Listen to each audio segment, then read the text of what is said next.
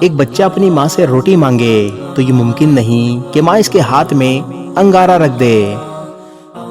اللہ اپنے بندوں پر تمام مہربانوں سے زیادہ مہربان ہے۔ یہ ممکن نہیں کہ آپ اللہ سے آخرت کی تڑپ مانگیں اور وہ آپ کو دنیا کی محبت میں ڈال دے۔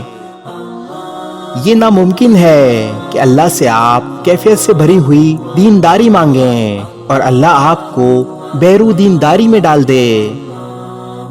آپ حق پرستی مانگیں اور اللہ آپ کو گمراہی میں بھٹکا چھوڑ دے۔ ایسا کبھی بھی ممکن نہیں ہو سکتا۔ آپ کی زندگی میں آپ کی مطلوبہ چیز کا نہ ہونا اس بات کا ثبوت ہے کہ آپ نے ابھی تک اس کو مانگا ہی نہیں۔ اگر آپ کو دودھ خریدنا ہو اور چھلنی لے کر بازار جائیں تو پیسے خرچ کرنے کے بعد بھی آپ خالی ہاتھ واپس آئیں گے۔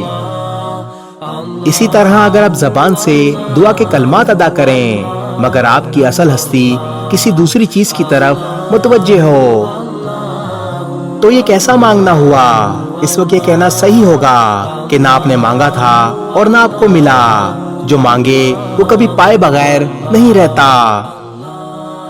حقیقی دعا آدمی کی پوری ہستی سے نکلتی ہے نہ کہ محض زبانی الفاظ سے۔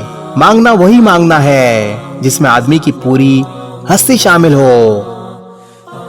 یہ ایک حقیقت ہے کہ اللہ سے مانگنے والا کبھی محروم نہیں ہوتا مگر مانگنا صرف کچھ لفظوں کو دہرانے کا نام نہیں۔ کائنات کا مالک تو ہر صبح و شام اپنے خزانوں کے ساتھ آپ کے قریب آ کر آواز دیتا ہے، کون ہے جو مجھ سے مانگے تاکہ میں اس کو عطا کروں۔